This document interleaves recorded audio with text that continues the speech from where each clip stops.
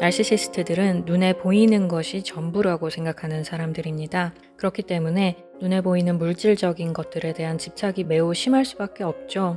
이런 나르시시스트들에게 죽음이란 자신이 집착하는 모든 것을 다 버리고 떠나야 하는 것을 의미해요. 굉장히 두렵고 무서운 일이라는 거죠. 나르시시스트들 가운데 종교를 가진 사람들이 있긴 하지만 이들에게 종교란 자기 이미지를 유지하고 다른 사람들에게 인정받기 위한 도구일 뿐입니다. 눈에 보이지 않는 심오한 세계, 즉 사후 세계 혹은 영적 세계 등에 대해서는 관심이 거의 없고 그저 주변 사람들이 그 주제에 대해 말하면 자신도 역시 잘 아는 척 떠들어댈 뿐이에요.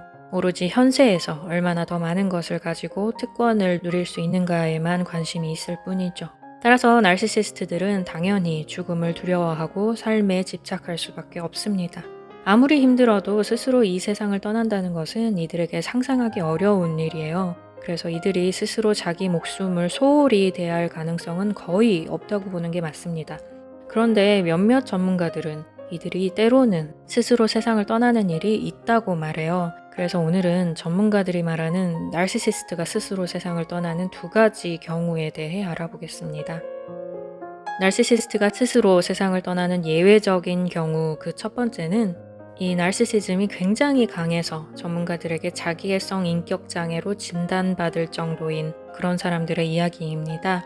이들은 사실 다른 그 무엇보다 성공에 대한 열망으로 가득한 사람들이라고 볼 수 있어요. 그런데 가슴에 품은 위대한 계획이 좌절될 때마다 자존감이 흔들리기 시작하고 우울증과 불안, 심지어 자살 생각도 증가한다고 합니다.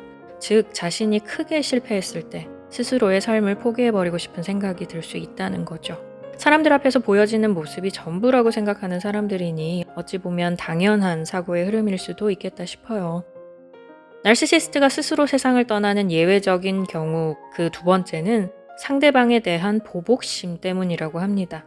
나르시시스트는 상대가 자신에게 뭔가 피해를 줬다는 생각이 들면 자신이 상대방에게 벌을 내려야 한다고 생각하는 사람들이죠. 자신의 말에 상대가 순순히 복종하지 않았거나 상대가 자신에게 이별이나 이혼을 고했을 때 또는 상대가 자신의 이미지를 깎아먹는 행동을 했을 때 등의 상황이 오면 나르시시스트는 어떤 식으로든 그 사람에게 보복을 하려 듭니다. 경우에 따라서는 나르시시스트가 내리는 벌이 비교적 대수롭지 않을 수도 있어요. 상처가 되는 말을 하거나 아끼는 물건을 빼앗거나 망가뜨리거나 인색하게 굴거나 비방을 한다거나 하는 식으로 말이죠. 그러나 때로는 몹시 파괴적인 행동을 할 수 있기 때문에 이들의 복수심을 절대로 가볍게 보아서는 안 됩니다.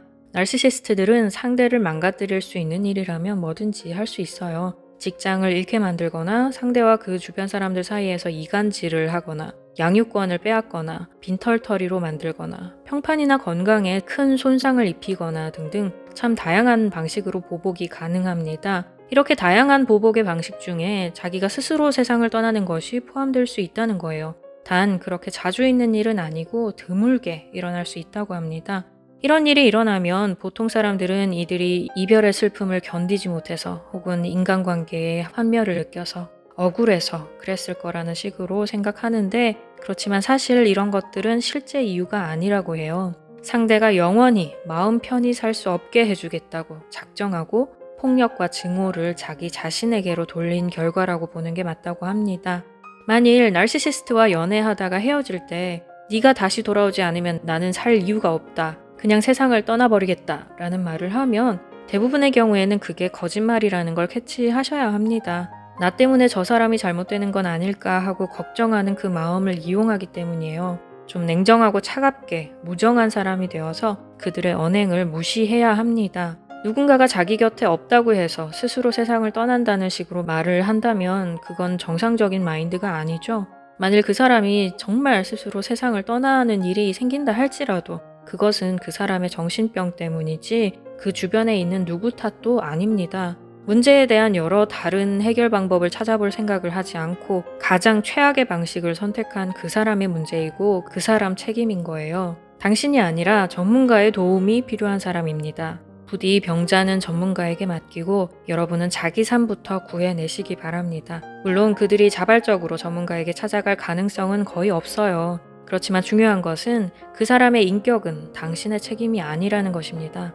따라서 나르시시스트가 가족이 아니라면 하루빨리 헤어지시고 정서적으로 그리고 물리적으로 최대한 거리를 두시기 바랍니다. 만일 나르시시스트가 가족이거나 떠나기 힘든 경우라면 제 채널의 나르시시스트 대처법과 그들을 변화시키는 방법에 대한 영상들을 참고해주세요.